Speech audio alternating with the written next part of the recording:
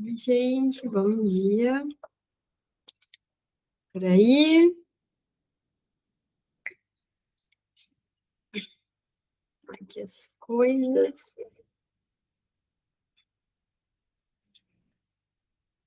Bom ver vocês de volta, algumas pessoas que não estavam da última vez.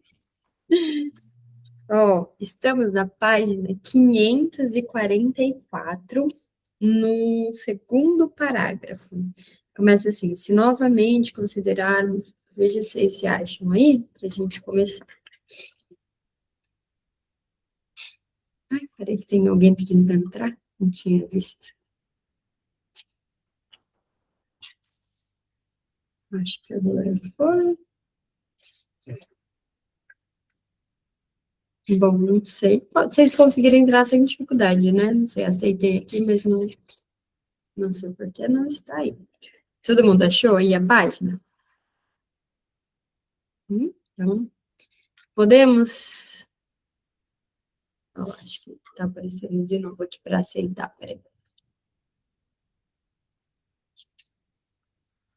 Será que está lento? Gente, eu e o Mitch, a gente se entende muito pouco. Ah, agora foi. A Chay e a Dali conseguiram. Para vocês está aparecendo normal? Chay, Dali, me falei, porque eu Sim, aceitei vocês, aí demorou para entrar, né? Não sei. porque tava o meu pedido para atualizar. Daí eu tentei, atualizei e deu. Não sei o que tinha no Então, meu eu aplicativo. aceitei, mas não estava indo. Aí fica aparecendo aqui para ajustar a visualização de mosaico. Ô, Bru, o meu fui eu que eu pedi para entrar e fui colocar o negócio na fritadeira. Daí tinha que aceitar porque tá gravando, entendeu? Daí eu tinha que ligar Ah, de novo, por isso que por isso que eu demorei. porque eu vi aqui que eu estava aceitando e aí não estava Porque eu não pedi para tava participar e indo fui correndo lá, porque hoje eu tô aqui, ó. na função, né? Então, beleza. Carol colocou aqui, faz tempo que não aparece. Tem uma galera aqui, ó, que não tava aparecendo toda semana. Sara, o Efraim. Tô de olho aqui em vocês. Vamos lá, então. Quem está de volta, bem-vindos de volta. Fiquem, permaneçam, apareçam toda semana. Vou começar a ler, tá bom? Então, se novamente considerarmos que o trabalho do sonho gosta de usar uma fantasia já pronta, em vez de compô-la a partir do material dos pensamentos oníricos, solucionaremos, talvez, um dos enigmas mais interessantes do sonho. Relatei, na página 50, o sonho de Mauri, que, atingido na nuca por uma pequena tábua de madeira, aqui tem uma nota, mas no relato do sonho consta que Mauri foi atingido pelo dossel da cama que caiu. Acorda com um sonho extenso, um romance completo dos tempos da Grande Revolução.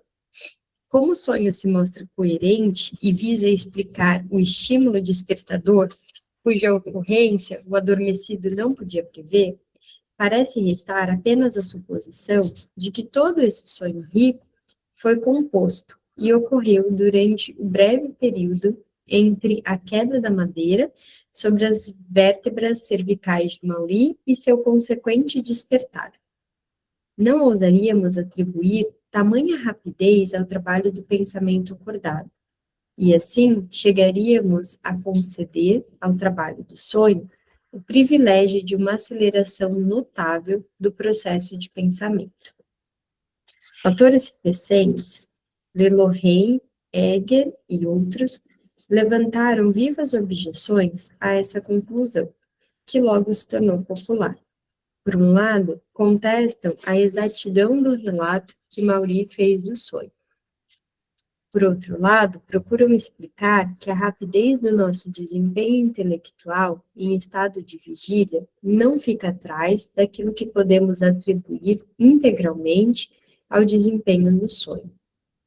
A discussão levanta questões de princípio, cuja solução não me parece próxima. Mas devo confessar que a argumentação, por exemplo, de Hegel contra o sonho da guilhotina de Maury não chegou a me convencer.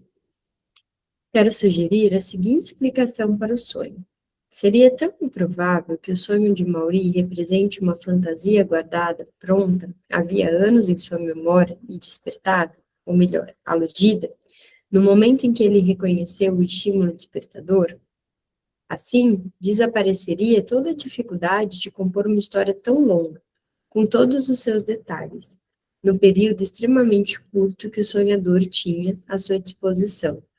Ela já estava composta. Se a prateleira tivesse acertado a nuca de Maury em estado de vigília, ele poderia ter pensado, é como se eu tivesse sido guilhotinado. Mas como ele é atingido durante o sono, o trabalho do sonho aproveita o estímulo para produzir uma realização de desejo, como se estivesse pensando, no sentido figurado, é claro. Eis uma boa oportunidade de realizar a fantasia, um desejo que me formei durante tal e tal leitura. Fiquei pensando nisso daqui, nas pessoas que têm aqueles sonhos muito complexos, assim, no sentido de, cara, parece que é uma história, né? Tipo, quando a pessoa conta, assim, não é, ai, sonhei que eu tava andando descalço na rua, perdido. Não, sonhei que eu tava andando descalço na rua, a rua era tal, e aí eu fui para tal lado. E aí na rua tinha um arbusto, sabe aquele sonho com muitos detalhes? Não que a pessoa esteja mentindo, nada disso, mas eu fico pensando aqui o quanto que o sonho não se mistura com a fantasia. De aí já não foi o que ela sonhou, mas aquilo que ela fantasia. E talvez ela até ache que ela tenha sonhado aquilo, mas quanto que não é ela fantasiando sobre o sonho? Entende? Já ouviram relatos de sonho assim? Tem gente que tem uma riqueza de detalhes, né? Que passa um tempão. Vou fazer exposed aqui, mas eu nunca sonhei muito assim, né? E aí eu tinha não, eu tenho uma prima que quando era criança ela sonhava com coisas assim, tipo, muito grandes. E uma tia minha sempre falava, mas tu sonhou tudo isso mesmo? Eu acho muito engraçado. Ela falava, fulana de tal é a única pessoa que eu conheço que sonha tanto. Porque os sonhos dela são uma história. Mas ela passava, eu lembro, assim, claro, né? Eu era criança, não tenho uma noção de tempo. Mas ela passava, tipo, 1 hora contando do sonho dela. Era toda uma história. E eu acho que, na verdade, ela não sonhava grande desse jeito, assim, não era tanta coisa, mas no meio desse sonho entravam fantasias. E não só uma criança faz isso, né? As pessoas, de forma geral, podem fazer isso. Não deixa de ter valor, até porque a fantasia tem muito valor. Né? Então, né, tá tudo bem também se for uma fantasia sobre o sonho, mas é curioso, alguns trazem tanto, né, e outros tão pouco. Parece-me incontestável que o romance sonhado é justamente daquele tipo que o jovem costuma formar ao ser exposto a impressões muito excitantes.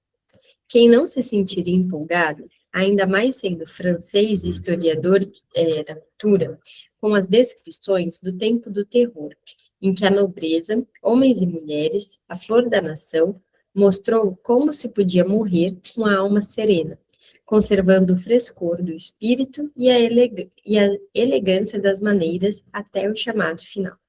Final não, fatal. Dá no mesmo aqui, né? Mas tudo bem. Como seria tentador imaginar-se no meio desse cenário como um dos homens jovens que se despedem da dama, beijando-lhe a mão, para então escalar o patíbulo sem medo. O que seria patíbulo? Ninguém sabe? Também não. Deixa eu circular aqui para depois eu procurar. Ou, caso a ambição tenha sido o motivo principal da fantasia, colocar-se no lugar de uma daquelas individualidades enormes. Palanque. Obrigada, Dali. Palanque ou estrado montado em local aberto sobre aquele para executar condenados à forca quando montada. Eu, tipo, estava imaginando ali um lugar para morrer, né? Acho que era isso.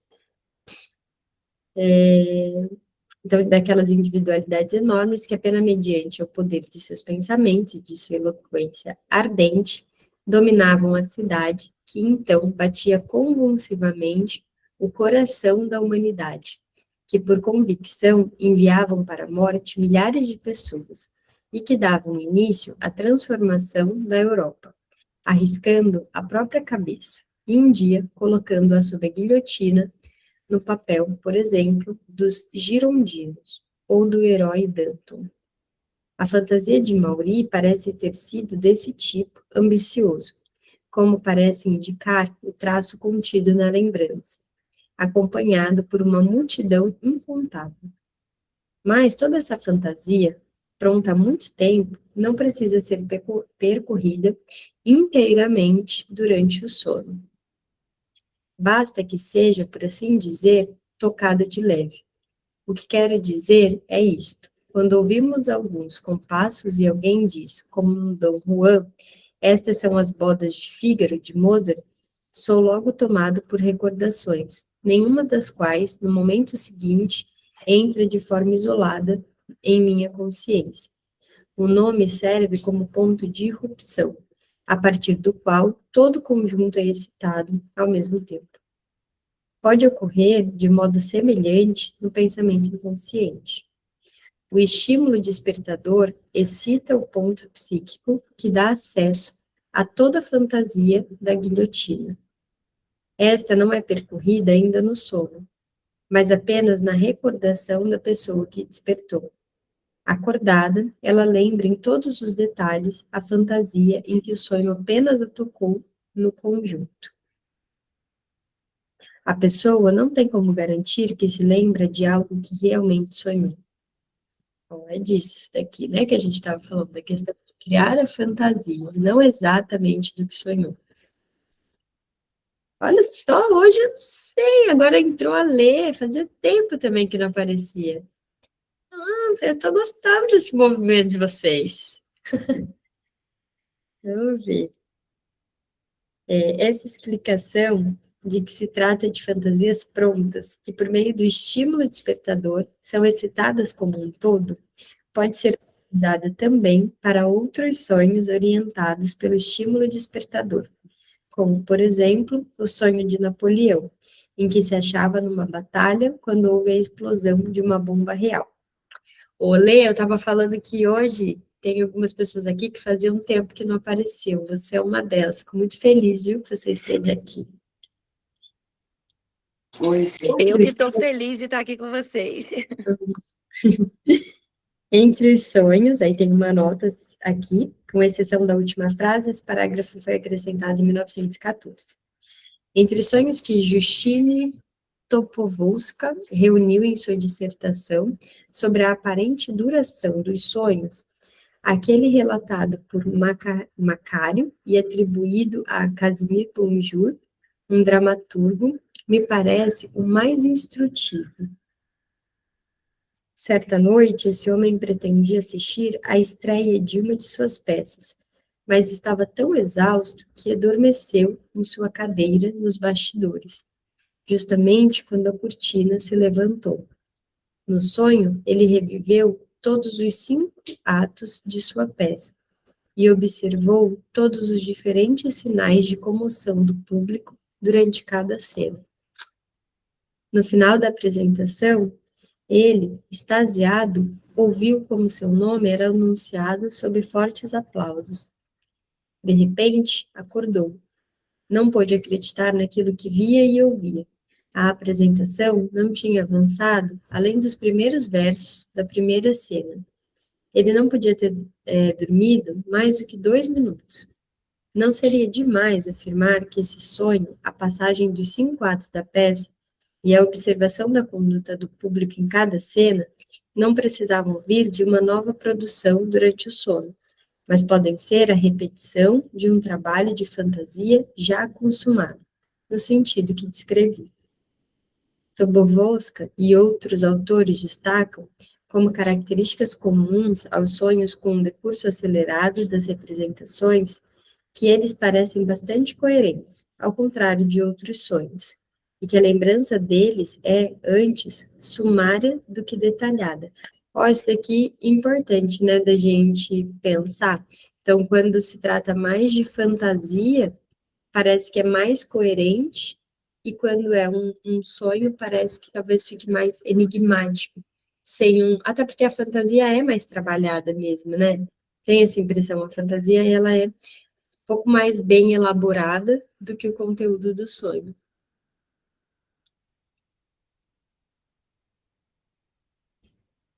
Mas esses seriam justamente os traços distintivos que essas fantasias prontas, tocadas pelo trabalho do sonho, deveriam apresentar. Conclusão esta, porém, que os autores não chegam.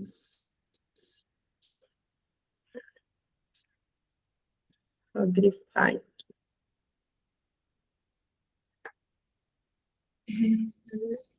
Não pretendo afirmar que todos os sonhos que despertam admitem essa explicação, ou que o problema do decurso acelerado no sonho pode ser destacado dessa forma.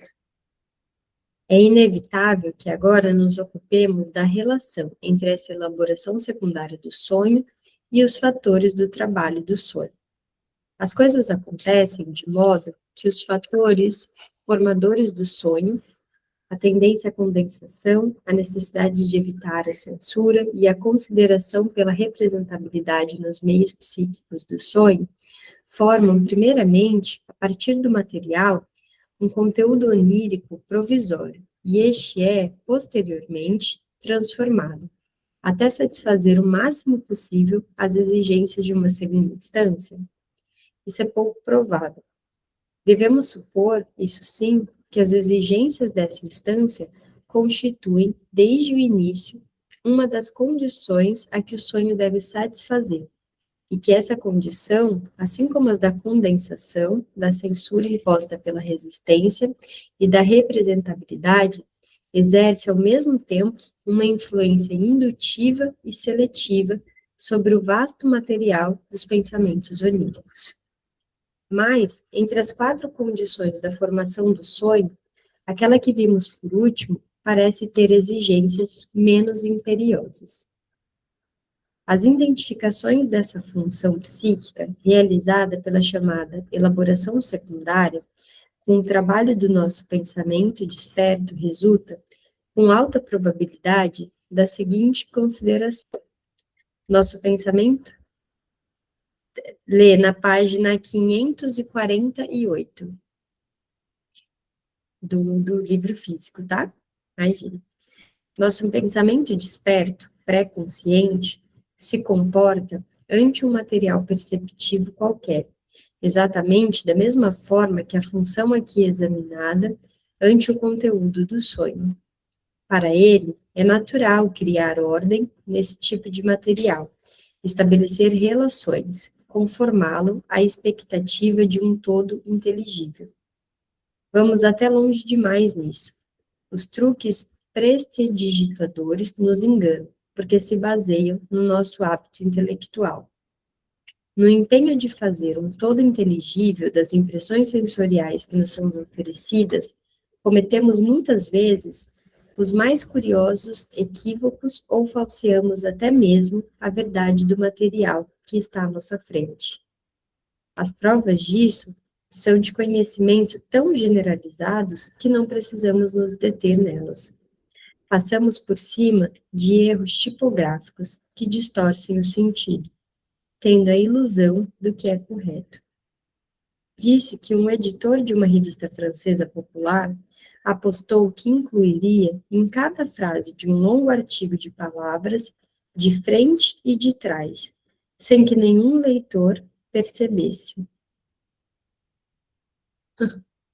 Ia colocar, eu fiquei pensando aqui, ó, se ele ia escrever de frente, depois de trás, ou se ele ia colocar as palavras de trás para frente, sabe? Mas acho que era de frente e de trás. Meu, sabe que uma vez assim, né? Você conversando sobre isso, mas eu acho que teve um amigo, não lembro agora quem foi, que falou que entregava, tipo, um trabalho na escola, com a primeira e a última parte do trabalho, tipo, super bem elaborado, e no meio, um monte de informação qualquer, porque ninguém ia ler. É, tipo, isso daqui, né, que você está falando. Tem gente que acredita nessas coisas. Mas tem gente que... Minhas amigas da faculdade mandaram o arquivo errado para a professora o arquivo que tinha as marcações, assim, né? Porque a gente ia montando os trabalhos e aí no meio do trabalho grifava e escrevia, tipo, melhorar essa parte, não sei o quê. Só que foi um em que elas tinham xingado a professora. Imagina. No meio do arquivo tinha alguma coisa, eu não vou me lembrar, mas era alguma coisa do tipo, aqui é insuportável, enche o saco, sabe? Assim, uma coisa assim. Eu não me lembro exatamente, mas elas xingavam e aí elas mandaram esse arquivo. Não era professora de psicanálise, mas Mas ela com certeza entendeu. foi um ato falho bem. Ela não deu zero? Não, Não. não, mas ela destacou. E ela destacou as partes assim e escreveu: acho que encaminharam o arquivo errado. Ai, foi fofa, né? Foi querida, gente. Uma mulher bem. Acho que não era tão insuportável assim, vamos. Acho que ela era bem madura, né? Pois é. Achei, viu? Interessante, porque se fosse outra, né, já ia causar. Uma vez, eu já contei, né, acho para vocês, falando de ato falho, uma vez eu mandei e-mail errado. Ai, gente, por que que a gente faz essas coisas, né? Tipo, tinha uma pessoa que trabalhava comigo, depois, assim, ela era uma querida, foi minha amiga durante um bom tempo e tal, mas antes dela ser uma querida, ela era insuportável. E aí ela pegava muito no pé com algumas coisas e ela exigia umas coisas nada a ver, assim, nada a ver. E aí trabalhava eu e uma parceira ali de trabalho e a gente sempre falava, ó lá, a chata já vai vir questionando uma coisa que, tipo, né, não tem que nada. E aí ela pedia, às vezes, para fazer umas liberações antes do prazo. Assim, queria tudo do jeito dela, sabe? Chata. Queria que liberasse, tinha 24 horas para liberar, mas ela sempre pedia para liberar antes e tal. E aí eu fiz o e-mail reclamando disso, tipo, olha, quer que faça uma coisa, mas pede outra. E em vez de mandar para minha chefe, eu mandei para ela. Assim. Mas eu tinha 17 anos, né? Tá também, assim, tá tudo ok, né? 17 anos a gente ainda faz esse tipo de coisa. Mas ela também não foi super terrível, assim. Ela veio conversar, e aí quando ela veio conversar, quê? Tipo, meu Deus, o que que eu fiz? Olha, acho que todo mundo já passou por uma dessa, né, gente? Ai, ai, esse nosso inconsciente, ele ganhou a aposta. Anos atrás, o exemplo cômico do nexo errado me chamou a atenção na leitura de um jornal. Após aquela sessão da Câmara Francesa, em que do pai, com as corajosas palavras, a sessão continua, anulou o susto causado pela explosão da bomba lançada por um anarquista.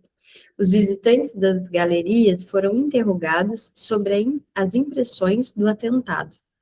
Entre eles se encontravam duas pessoas do interior. A primeira contou que, imediatamente após o encerramento de um discurso, ela ouvira uma detonação, mas que acreditara ser do costume do parlamento. Deixa eu aceitar alguém que está aqui. Disparar um tiro sempre que um orador terminasse a fala.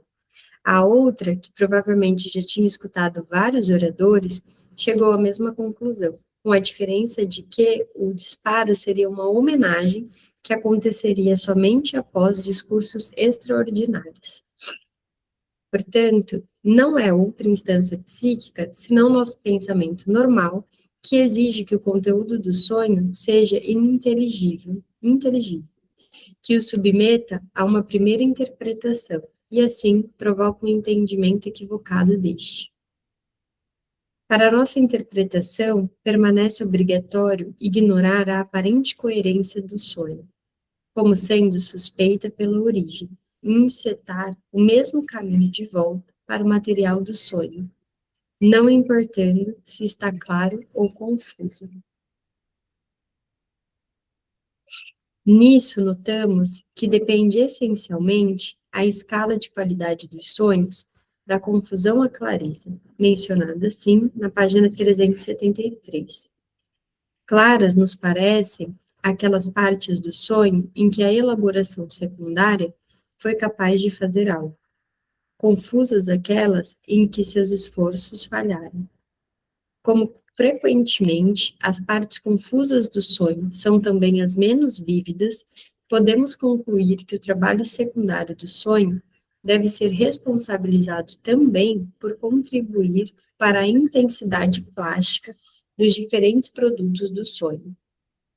Se eu buscar um objeto de comparação para a forma definitiva do sonho, tal como ela se dá após a influência do pensamento normal, não encontrarei exemplo melhor do que aquelas inscrições enigmáticas em que aí tem algo escrito aqui, gente, em alemão, que eu não sei o que significa. Entretiveram seus leitores durante muito tempo. Certa frase, em dialeto, para efeito de contraste e de significado o mais licencioso possível, devia criar a expectativa de conter uma inscrição em latim. Para esse fim, as letras das palavras eram tiradas de sua combinação em sílabas e arranjadas em nova ordem. Aqui e ali se formava uma autêntica palavra latina. Em outros lugares, acreditávamos ver abreviações de palavras latinas, e ainda, em outros pontos, trechos que pareciam degradados, ou com colunas, ou com lacunas, nos encobriam a ausência de sentido de letras isoladas. Se não quiséssemos cair no conto, tínhamos de ignorar as características da inscrição, sem atentar nas letras, e sem consideração pelo arranjo apresentado, combiná-las em palavras de nossa língua materna. Aqui tem uma nota que diz que todo o resto desse capítulo foi acrescentado em 1914, com exceção do último parágrafo. A elaboração secundária é aquele fator do trabalho do sonho que foi observado e teve importância reconhecida pela maioria dos autores. H. Ellis fez uma descrição divertida de seu funcionamento. 1911, introdução, página 10. De fato, podemos imaginar a consciência do sono dizendo a si mesma: aí vem nosso mestre, a consciência desperta, que dá tanto valor à razão, à lógica e etc. Rápido, pegue as coisas, coloque-as em ordem. Qualquer ordem serve, antes que ela entre e tome posse do palco. A identidade entre esse modo de trabalho e do pensamento desperto é afirmada de maneira essencialmente clara por Delacroix, em 1904. Aí aqui está tudo em, provavelmente, acho que francês, né? O bom é que dá para a gente saber que língua que tá, né? Agora, falar já é muita coisa. Essa função de interpretação não é peculiar ao sonho. É o mesmo trabalho de coordenação lógica que fazemos com as nossas sensações durante a vigília. J. Searle tem a mesma concepção, e também Tobolowska. Vamos ler a tradução aqui. O espírito se esforça por fazer, com essas sucessões de alucinações incoerentes, o mesmo trabalho de coordenação lógica que faz durante a vigília com as sensações. Mediante um laço imaginário, ele liga todas essas imagens desconexas e preenche as lacunas muito grandes que se encontram entre elas. Segundo alguns autores, como Paulian, essa atividade ordenadora e interpretativa começa ainda durante o sonho e prossegue na vigília. Vamos ler de novo aqui a tradução.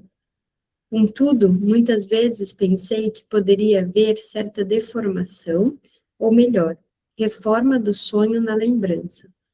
A tendência sistematizadora da imaginação poderia muito bem concluir, após o despertar, aquilo que esboçou durante o sonho.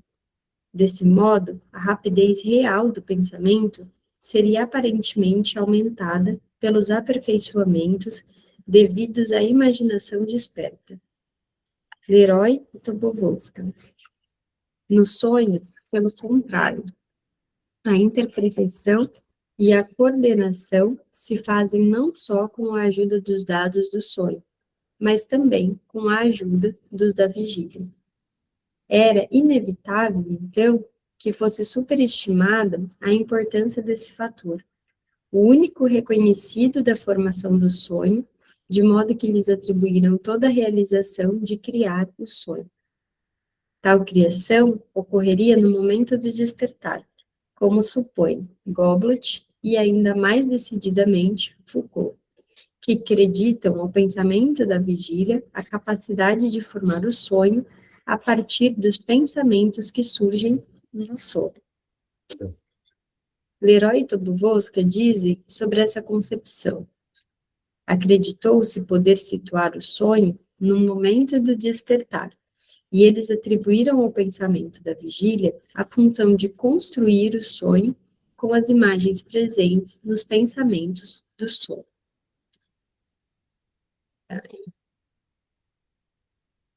Após essa discussão da elaboração secundária, passo a considerar uma nova contribuição ao trabalho do sonho, apresentado em Observações Sutis de H. Silberit.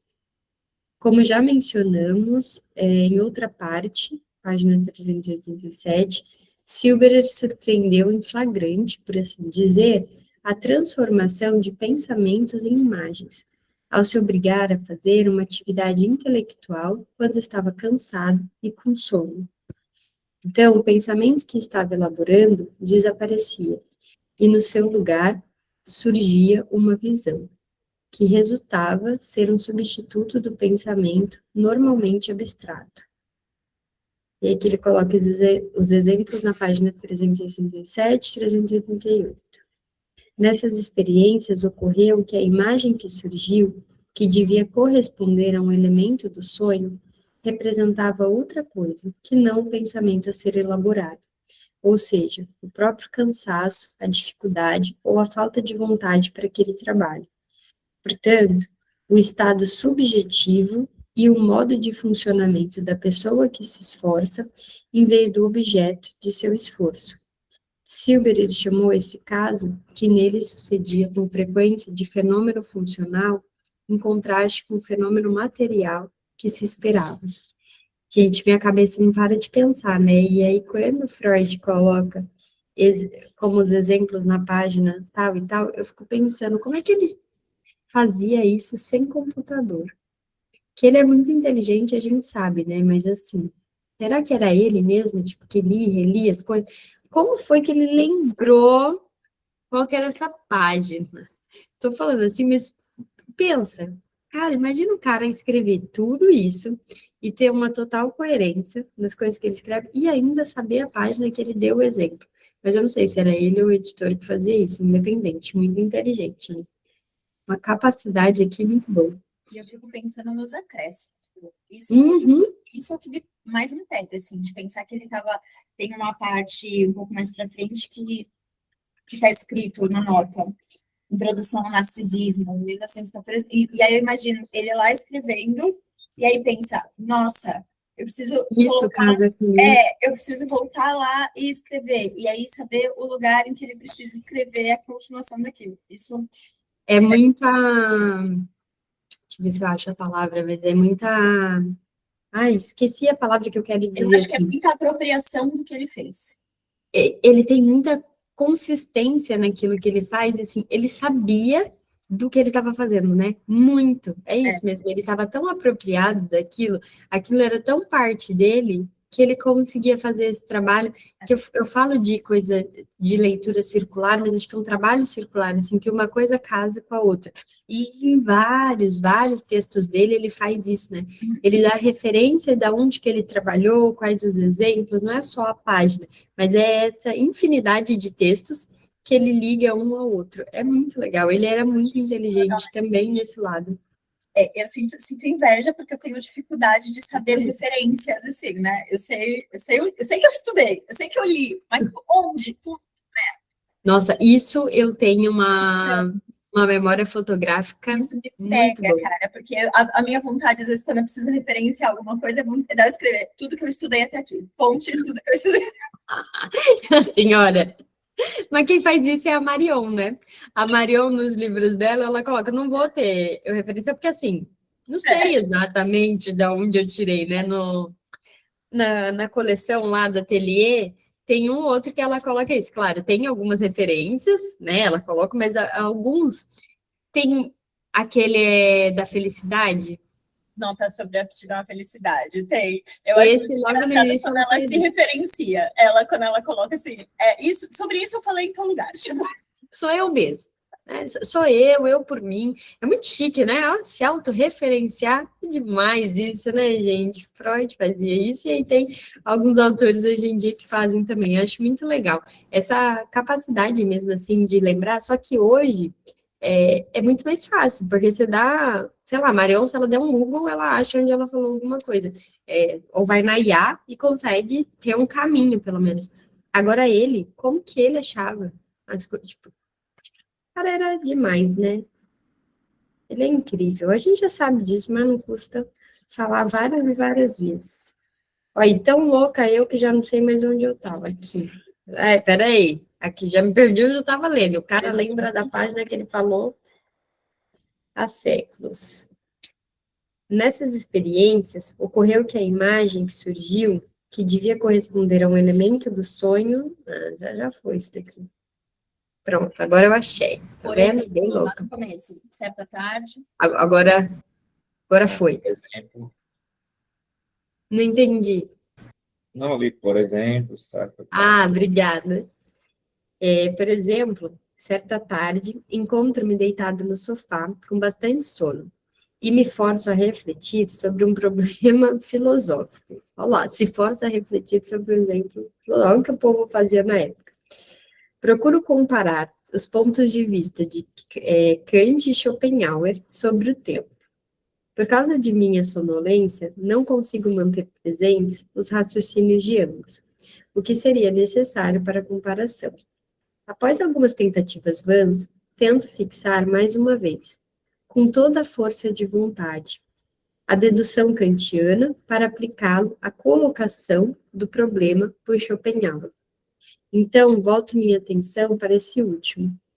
Quando quero retornar a Kant, constato que novamente ele me escapou. Em vão procuro retomá-lo.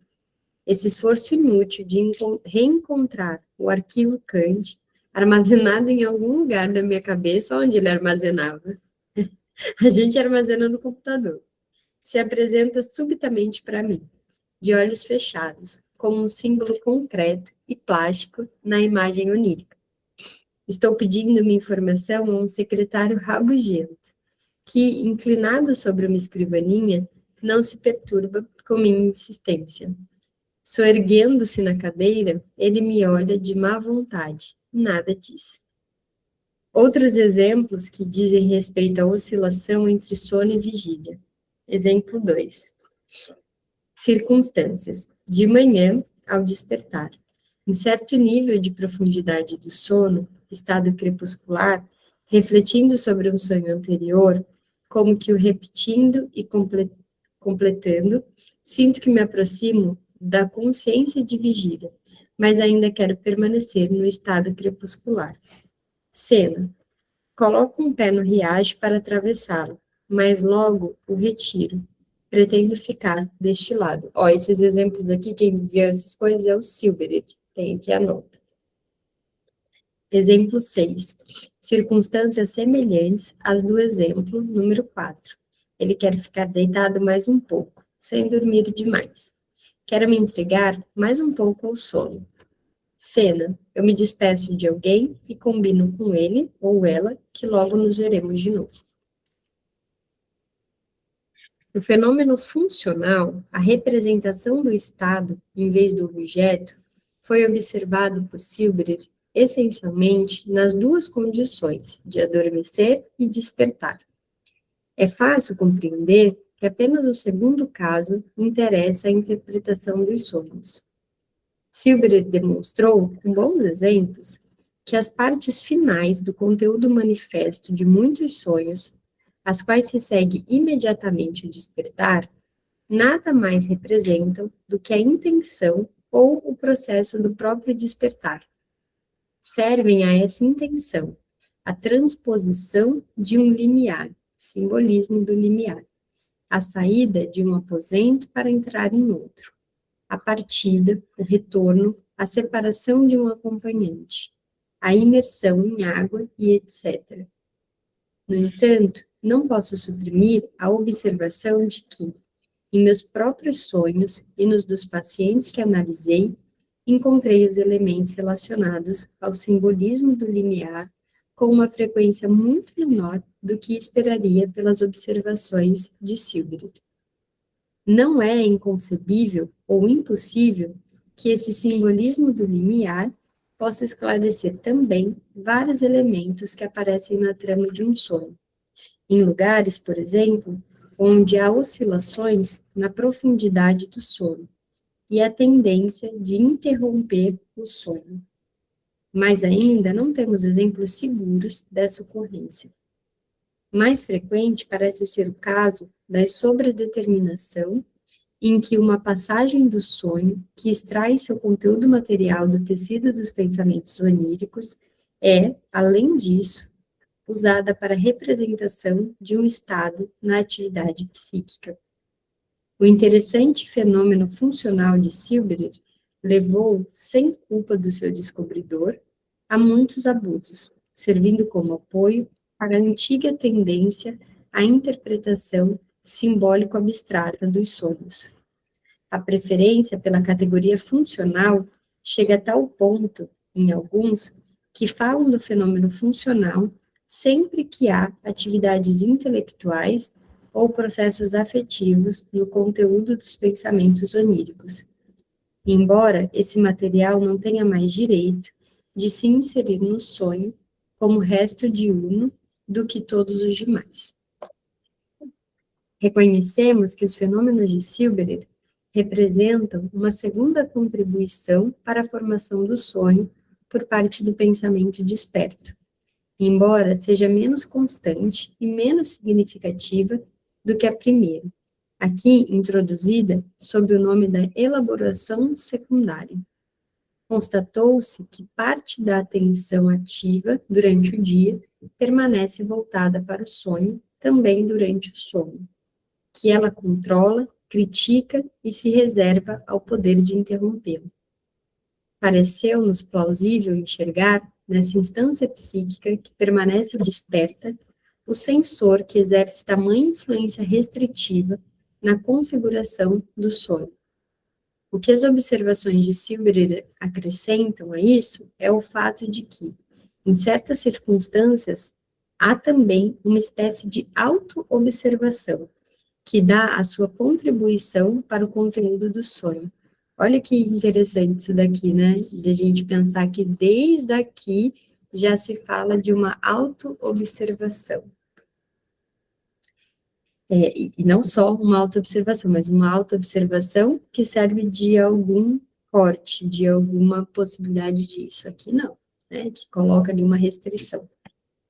Em outro lugar, caberia tratar das prováveis relações entre essa instância auto-observadora, que deve ser ativa, sobretudo, em mentes filosóficas, e a percepção endopsíquica, o delírio de ser notado, a consciência moral e o sensor onírico. Aqui, nota, acrescentada em 1914, Introdução ao Narcisismo, parte 3. Isso daqui, se a gente lê essa parte, em outro lugar, caberia tratar das prováveis relações entre essa instância autoobservadora, que deve ser ativa, sobretudo em mentes filosóficas, e a percepção endopsíquica, o delírio de ser notado, a consciência moral e o sensor onírico. A gente está falando, poderia dizer, do superego, né? Dessa forma aqui, de como se apresenta. Pensando bem nesse auto-observadora e nessa capacidade de consciência moral e disso de fazer um corte. Faz sentido pensar nisso? Desde essa época? Ó, ainda teríamos 10 minutos, mas acho que não daria para ler tudo. Então, que é bastante coisa. Aí não dá. E hoje, gente, estou tendo prova do ensino fundamental essa semana, entendeu? Então eu não poderia passar do tempo por causa disso, porque eu tenho que arrumar minhas crianças para ir para a escola, porque eles estão em semana de provas. E aí eu vou parar nessa parte que faz sentido, E aí a gente continua na próxima semana, que aí fica na página 555. Pode ser? Falei para o Caio que eu já quero te deixar pré-contratada para quando começar as provas do Luca, você vir aqui. Gente, olha, eu estou fazendo todo o ensino fundamental de novo. Vocês têm noção, assim, quem já está nessa fase aí com criança, sabe? Tem que estudar tudo de novo. Mas eu gosto, e eu adoro fazer lição de casa com eles. Mas, assim, é uma semana intensa, né? Que tem que fazer resumo, perguntar, estudou, não estudou, tal. Mas hoje, especialmente, estou feliz, porque eles vão ter prova de português, e eu amo português, amo. Então, ensinar português aí é mais fácil, assim, que eu gosto. Agora, amanhã é de matemática. E não basta, gente, que eles têm matemática e math, porque, né, a gente faz o que a gente tenta oferecer para os nossos filhos, algo melhor do que a gente teve. Então, eles têm uma escola bilíngue. Pensem na dificuldade que é. Eu não entendo nada de matemática, eu ainda tenho que estudar matemática e inglês. Para quê, né? Facilitar a minha vida. Bom, paramos aqui, então. Semana que vem a gente continua. Obrigada pela presença, por vocês aí que estão de volta. Venham mais vezes. Adoro ler e compartilhar junto com vocês. Bom, um beijo. Até semana que vem.